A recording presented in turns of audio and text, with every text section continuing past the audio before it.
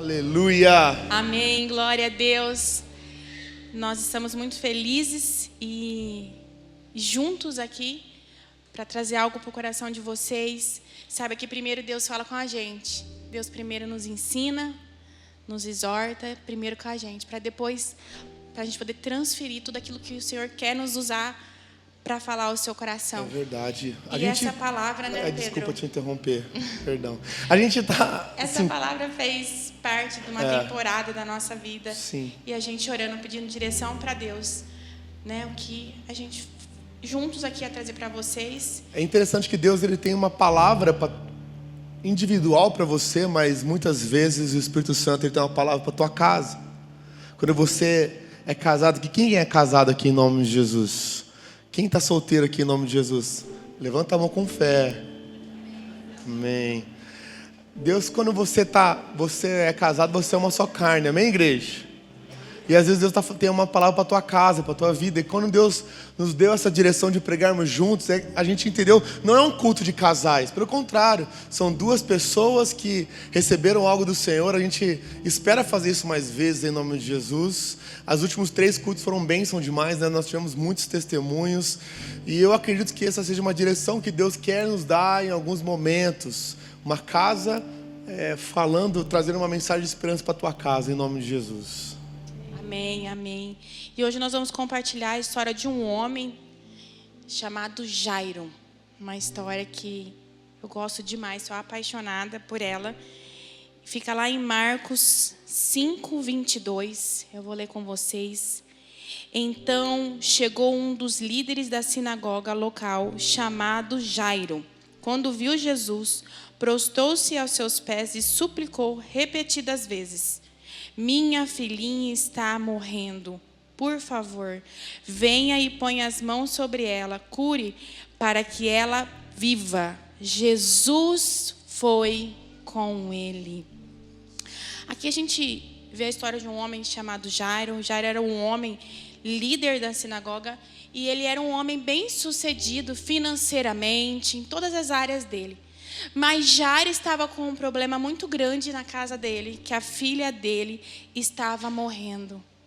E naquele momento, a única pessoa que poderia fazer algo para Jairo era Jesus. E aqui fala que Jairo foi desesperado por Jesus. Eu não sei você, mas você que é pai, mãe, tem filho, se seu filho está doente ou aconteceu algo e você sabe que Jesus está passando naquela cidade, está passando na sua cidade, está passando perto de você, você correria até Jesus, né? Jesus, vai até minha casa. E foi isso que Jairo fez. Jairo clamou por Jesus. Jesus, socorro, minha filha está morrendo.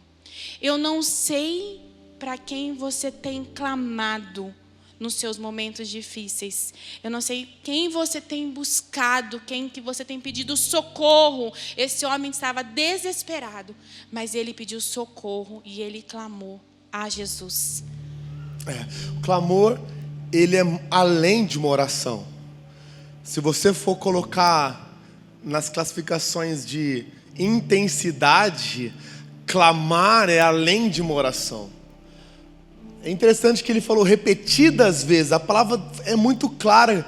E eu amo esses detalhes das Escrituras. Quando fala repetidas vezes, ele clamou. Naquela praia, naquele lugar onde Jesus estava sendo recebido, também tinham outras pessoas que precisavam de um milagre. Mas tinha um homem que sabia que na insistência e na repetição e na intensidade, talvez ele chamaria a atenção de Jesus. Eu não sei se você já ouviu falar disso, mas em todas as áreas da nossa vida, a constância e a disciplina supera o talento. Quem já ouviu falar disso? Mais importante que você ser talentoso é você ser intenso, é você ser disciplinado. O próprio Jesus, ele conta uma história, uma parábola que um juiz mau tinha uma mulher que constantemente batia na sua porta falando: por favor, julgue a minha causa, por favor, julgue a minha causa. E aquele juiz disse: eu vou julgar a causa dessa mulher, porque essa mulher não vai desistir. Meu irmão, deixa eu dizer uma coisa para você: você precisa aprender a clamar. No clamor, você chama a atenção de Jesus. Na sua intensidade, você chama a atenção de Jesus. Quando você fala: Jesus, Eu estou aqui, Pai. Eu sei que todo mundo aqui precisa de um milagre, mas eu vou me prostrar, eu vou gritar, eu vou chamar a tua atenção, eu vou mostrar que eu preciso muito. Deus sabe quando você está mostrando intensidade. Deus sabe quando você está mostrando intensidade naquilo que você ama ou não. Deus sabe quando Ele é importante para você. O Gabriel falou algo aqui muito de Deus. Deus nunca faz acepção de pessoas, mas Deus sempre olha a tua atitude. Qual tem sido a tua atitude diante do Senhor? Será que você tem valorizado a presença de Deus? Será que você tem valorizado a casa do Senhor? Será que você tem valorizado estar com Deus? Será que você tem a sua rotina de treinos muito bem feita? Será que você tem a sua rotina de dietas muito bem feitas? Esse não é o meu caso. Mas será que você tem as suas rotinas muito bem feitas, mas a sua rotina espiritual não está bem feita? Será que na sua ordem de fatores, como a gente já falou aqui, será que Deus tem ficado com a sobra? Esses dias eu conversei com um rapaz, uns tempo atrás, e eu falei para ele: meu querido, faz tempo que eu não te vejo na casa do Senhor, faz tempo que eu não te vejo naquele lugar que a gente levanta nossas mãos e busca ao Senhor. Ele falou: poxa, pastor, mas eu estou um pouco sem tempo, está muito corrido. E eu acompanho ele nas redes sociais. Eu falei para ele: vamos fazer o seguinte, então, a gente vai montar um culto para você lá no beach tennis, porque aí você vai conseguir ir 4 vezes por semana na igreja. Aí ele: que isso, pastor? Eu falei: meu irmão, eu não tenho nada contra beach tennis, eu não tenho nada contra você fazer uma atividade física, apesar de que eu achar que você ficar na areia, no sol, seja um castigo. Mas brincadeira à parte. Eu falei: meu irmão, o problema não está no que você está fazendo, o problema está no que você está deixando de fazer. O problema não está naquilo que você tem construído como rotina, o problema está no que você tem tirado para construir tua rotina. Meu irmão, o problema nosso é que nós perdemos muito tempo com aquilo que não acrescenta em nosso tempo de eternidade. O nosso problema é que nós focamos mais no que é visível do que no que é invisível. Meu irmão, se a tua vida espiritual for bem, você pode ter certeza, todas as áreas da sua vida vão bem. Você crê nisso ou não? Não menospreze a capacidade do Espírito Santo de fazer algo na tua vida. Não menospreze a capacidade do Espírito Santo de fazer algo em você. O problema do povo de Israel foi que constantemente eles se desviavam do caminho do Senhor, e aí eles se arrependiam, clamavam, e aí voltavam para o caminho do Senhor, e aí Deus os abençoava, Deus os dava mantimentos e provisão, mas passava um tempo de bonança e paz, eles se esqueciam do Senhor e voltavam para os caminhos errados. E aí eles precisavam de Deus novamente. Que você possa aprender a viver em paz e em bonança, sabendo que se você constantemente está clamando ao Senhor, você não precisa de um tempo difícil para clamar. Quem está entendendo o que eu estou falando aqui em nome de Jesus? Meu irmão, que em 2025 a tua prioridade seja a presença de Deus. Que em 2025 você busque em primeiro lugar o reino de Deus, e todas as outras coisas vão ser acrescentadas na sua vida. Eu creio nisso em nome de Jesus. Quem crê nisso em nome de Jesus? O nosso clamor, ele tem muito poder. Esse homem, Jairo, ele clamou aos pés de Jesus, ou seja, aos pés da pessoa certa. A gente, como pastor, a gente está aqui mesmo para servir. E o que a gente mais recebe, né, Pedro, é ligação, WhatsApp: pastor, ore por mim. E a gente está aqui para isso mesmo, tá? Mas se você soubesse o poder que tem quando você ora, quando você clama, porque não é a oração do pastor que tem poder, mas é a sua oração. E se você vê aí no final do texto, que a gente está lendo, na verdade, no finalzinho do versículo, que fala: Jesus foi com ele. Eu não sei qual momento você tem passado, qual é a crise, qual é a sua dificuldade, mas Jesus está com você. Independente do momento que você está vivendo, Jesus está com você na tristeza, Jesus está com você na alegria, Jesus passa o seu deserto junto com você, Ele não te abandona quando você clama e busca a presença dele. Eu creio Amém. nisso, em nome de Jesus. Glória a Deus. Quem crê que o clamor leva Jesus para o ambiente, em nome de Jesus? Sabe que você pode aplaudir Glória Jesus? Sabe que você crê nisso? Aleluia! Aleluia! Segundo ponto fica lá em Marcos 35, vou ler com vocês. Quando Jesus ainda falava com a mulher, chegaram mensageiro da casa de Jairo, o líder da sinagoga, e lhe disseram: sua filha morreu. Para que continuar incomodando o mestre? Jesus, porém, ouviu essas palavras e disse a Jairo: não tenha medo. Se você olhar bem esse texto, fala que as pessoas que estavam lá na casa de Jairo foram até Jairo e falou assim: Jairo, para de incomodar o mestre. Sua filha já morreu. Não adianta mais. Jesus estava lá operando milagres. Jesus estava curando a mulher do fluxo de sangue. E essas pessoas que estavam lá na casa falaram: chega, Jairo, não precisa mais. Não adianta mais você chamar Jesus. Sua filha já morreu. Eu não sei quem você tem colocado ao seu lado, pessoas que estão ao seu lado. Coloquem pessoas que vai viver junto com você o seu milagre, pessoas que vão gerar fé, que vai orar por você, que vai jejuar com você. Quando essas pessoas viram que Jairo estava lá esperando por Jesus, as pessoas poderiam falar assim: vai, Jairo, não desiste, chama Jesus, clama Jesus mesmo. Mas não, elas não estavam acreditando no que poderia acontecer na filha de Jairo, que Jesus poderia operar. Mas mesmo assim, Jesus falou o que para Jairo? Não tenha medo. Vira para o irmão que está do seu lado e fala: não tenha medo. Eu quero contar um testemunho meu para vocês, e que o medo dominou a minha vida por muito tempo. Você já deve ter ouvido aqui o Pedro pregar. Eu tive uma hemorragia pós-parto da minha primeira filha, Maria Júlia. Então, quase morri. Então, com essa hemorragia pós-parto, eu desenvolvi um trauma muito grande de ter outro filho.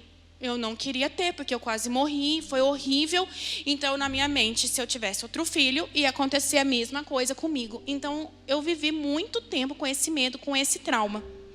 E eu esperei 6 anos, até que o Pedro falou assim: ó, a gente precisa ter outro filho, então tá bom. E eu tive filho, a Maria Júlia, com um plantonista. E na minha cabeça, foi assim: é porque eu não paguei meu parto, porque os plantonistas fizeram tudo correndo. Isso na minha cabeça, tá, gente? Estava errado. Então, aqui, quando você tenta achar o erro. Então, eu estava tentando achar erros. Então, eu disse para o Pedro assim: eu vou ter outro filho, mas você vai pagar o meu parto. Quem é mãe sabe que na hora do momento mais especial, que é o nascimento, você quer que o seu próprio médico te acompanhe. Né? Você não quer um médico que você nunca viu na vida. Então, engravidei e liguei para o Pedro. O meu medo era tanto, gente, que quando você engravida, você quer fazer aquela caixinha especial, aquele momento especial, não é assim? Você quer fazer a surpresa. Eu fiz o teste, gente, de gravidez no banheiro do meu trabalho. Porque eu tinha tanto medo, e eu falei: eu estou grávida. O meu desespero é tanto, e quando eu descobri, eu liguei para o Pedro. Eu estava indo viajar. Eu disse: Pedro, eu estou grávida, você vai pagar o meu parto. Por causa do trauma que eu tive. Pois bem, eu fiquei 9 meses falando para o meu médico, todas as vezes que eu ia: doutor, dessa vez o senhor vai fazer o meu parto. Dessa vez o senhor... Não, está tudo bem. Eu ia na consulta, eu ficava na sala de espera, eu falava para todo mundo que estava lá. Falava assim: vocês pagam o doutor para fazer o parto de vocês. Vocês não fazem com plantonista. De tanto medo que eu tinha. O que aconteceu? O Benjamin veio numa pandemia. Onde tinha, bem na semana que deu lockdown, fechou tudo. E o Benjamin foi agendado para uma quarta-feira. Quando foi no domingo antes, meu médico me ligou: Monice, estou com Covid. Falei: não acredito. Mas fique tranquila. De vez ele nascer na quarta, eu estou liberada, tinha uns dias, né, gente? Na segunda. 5 dias a mais, você está super bem. Eu falei: verdade. Tá bom. O que aconteceu? Na quarta-feira, eu comecei a ter contração. E eu falei assim: Pedro, o Benjamin vai nascer. E ele disse: não pode nascer. Seu médico não pode ir. É só segunda-feira, porque ele sabia que era meu maior medo. Eu falei: Pedro, mas ele vai nascer, porque eu nunca tive essas dores aqui. Não está normal, ele vai nascer, vamos para o hospital.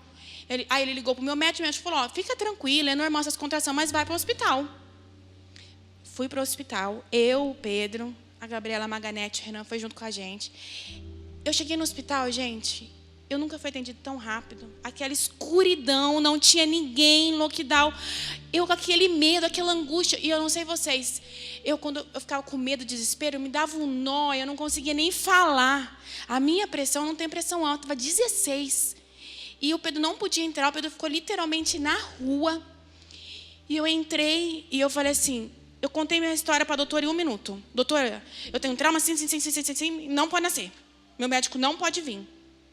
E ela, calma, deita aí. E aí, ela me atendeu e ela falou assim, Monice, você está com 7 dedos de dilatação. O meu medo era tanto que eu não sentia a contração, a dor da contração. Ela falou assim, vai nascer.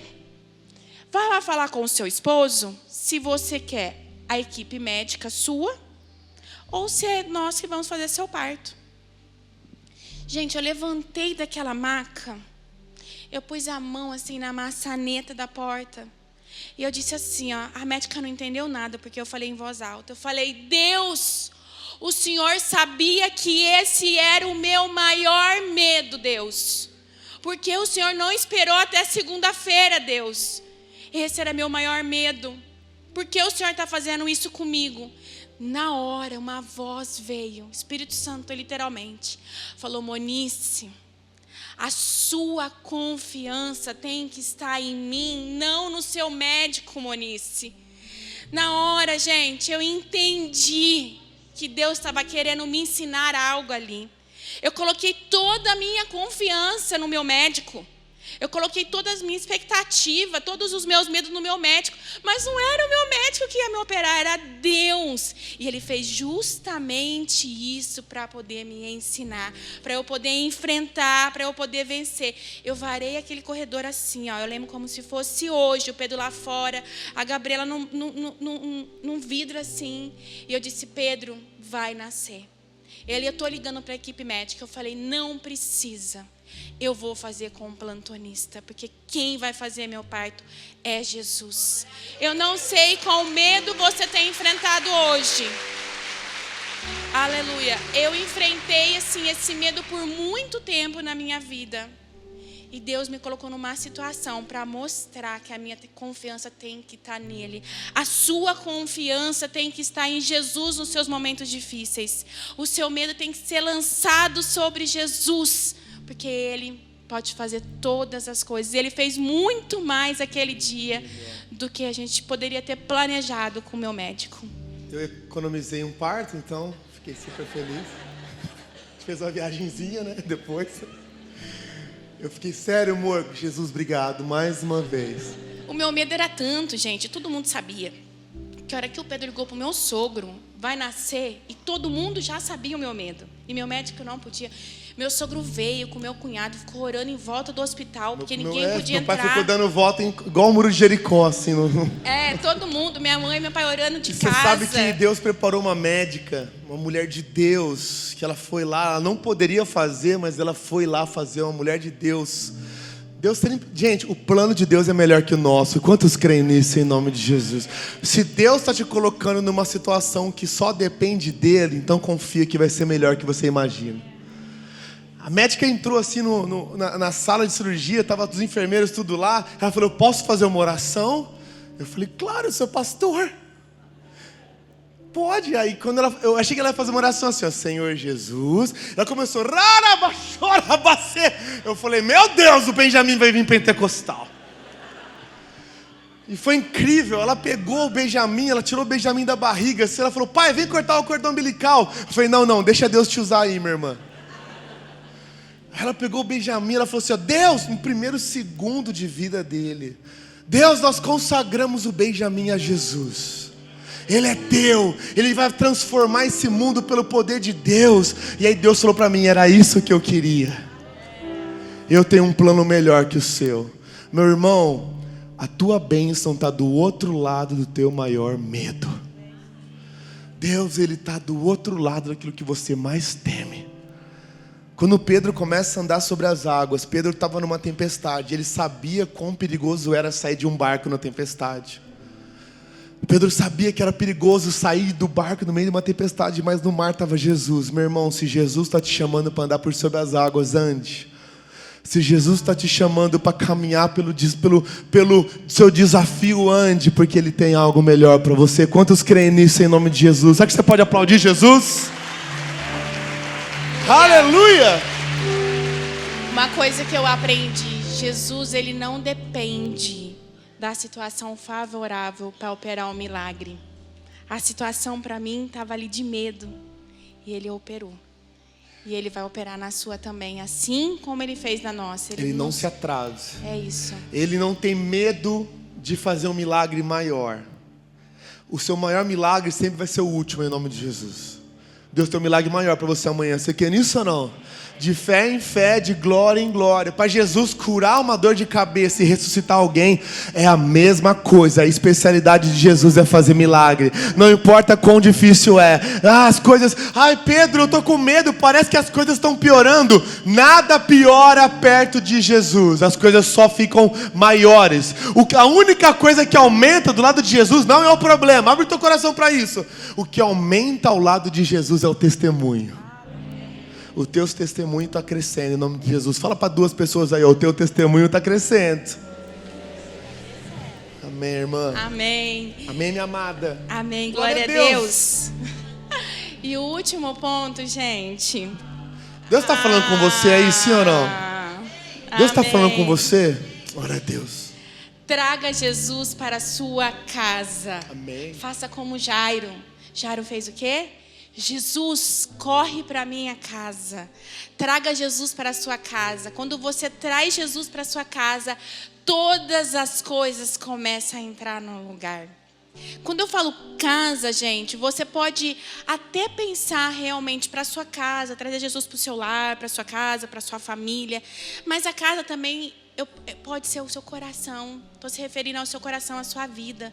Não traga Jesus só aqui, ó, só no domingo. Não traga Jesus, não recebe só de Jesus só quando o pastor está aqui. Ou às vezes você tem uma reunião, né, uma célula. Não traga Jesus só nesses momentos. Traga Jesus para a sua vida, para o seu dia a dia. Busque a Jesus, clame a Jesus, leia a palavra, ora, jejua. Todas as suas decisões que você precisa tomar, você traga Jesus para a sua casa, para a sua vida. Assim como Jairo fez. Jairo trouxe Jesus. Foi num desespero, mas Jesus transformou. Conta o final dessa história. É que eu desconcentrei, eu estava olhando para você. Vamos continuar. Gente, é tão interessante isso, o ponto, que quando Jairo entra na sua casa com Jesus, aquela menina já estava morta. Jesus entra e fala, não, essa menina está só dormindo. Mas a casa de Jairo já estava cheia de pessoas chorando o luto. Chorando porque aquela menina já era um caso perdido. Não tem mais o que fazer. Mas quando Jesus fala que vai acordar ela, as pessoas que estavam lá riram. Elas falaram, quem esse homem pensa que é? Meu irmão, sabe o que Jesus faz? Eu amo esse texto. Jesus pega essas pessoas e põe para fora da casa. Jesus vira para Jairo e fala, tira todo mundo daqui. Sabe por quê, meu irmão? Milagre, ele acontece numa atmosfera sobrenatural. A própria Bíblia deixa claro que em certos lugares Jesus não pôde fazer muitos milagres, porque o povo não tinha fé. A incredulidade do povo barrou o milagre. Meu irmão, às vezes você tem muita fé, mas ao teu lado tem alguém que não tem fé. Tem gente que talvez está sugando a tua fé. Você fala, Deus vai fazer. A pessoa fala, para, isso já é uma causa perdida. Não tem mais o que fazer. Tem pessoa rindo do teu milagre, ao invés de você colocar pessoas no seu redor que vão dobrar o joelho e vão orar junto com você. Meu irmão, deixa eu dizer uma coisa para você. Um dos grandes sucessos da tua vida são as pessoas que andam junto com você a sua jornada. Um dos grandes sucessos da tua história são as pessoas que junto com você escrevem a tua história. Meu irmão, está na hora de você decidir tirar da tua casa. E quando eu falo da tua casa, Pedro, será que você está falando de pessoas? Eu estou falando de pessoas, sim. Eu estou falando de gente que não quer ter propósito na vida e não quer que você viva o teu propósito. Gente que não quer receber promessa nenhuma e quer que você não viva promessa na tua vida. Sabe, existem pessoas na sua vida que você chama de amigo, mas Jesus chama de âncora. Tem gente na tua história que você chama de amigo da infância, e Jesus chama de estação passada. Deus tem coisa nova para a tua vida, e nesse lugar, infelizmente, algumas pessoas não cabem. Deus tem algo novo para você, infelizmente. Assim como o povo hebreu, só 20% entrou na terra prometida. Quem não tinha fé, não entrou na terra prometida. E você não vê Josué e Caleb lamentando quem não entrou. Você vê Josué e Caleb celebrando que eles foram fiéis para entrar na terra prometida. Meu irmão, abre teu coração para isso. A tua promessa é entre Deus e você. O propósito do Senhor na tua vida entre Deus e você não depende de mais ninguém, a não ser você. Só você pode impedir. Nem o diabo pode impedir você de viver as promessas do Senhor. Só você pode impedir. Quando Jairo põe as pessoas para fora da casa, significa que mais importante que aquelas pessoas rindo sobre o milagre dele, era aquele que pode fazer tudo ressuscitar. Meu irmão, está na hora de você decidir. Será que eu mantenho na minha casa quem não se importa com o milagre, ou eu permito que Jesus entre e faça um milagre na minha vida? Você crê nisso ou não? Meu irmão, atmosfera espiritual. Será que você está... Quando a Monice falou sobre Jesus na sua casa, isso é muito real. Meu irmão, você tem que sentir a atmosfera. Você tem que sentir o ambiente. Tem momento, meu irmão, deixa eu dizer uma coisa para você, abre o teu coração. Tem momento que as coisas começam a acontecer, que ao invés de você começar a xingar, é a hora de você ligar um louvor e começar a orar.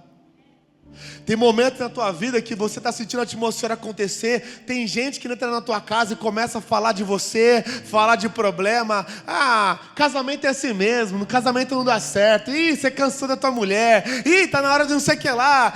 Olha só, não vai dar certo, hein?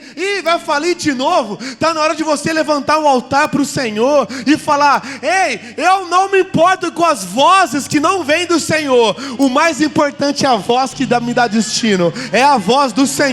Eu vou tirar daqui outras vozes. Eu vou tirar o que tira a minha fé. Eu não vou negociar o meu destino. Eu não vou negociar a minha promessa. Eu e a minha casa serviremos ao Senhor.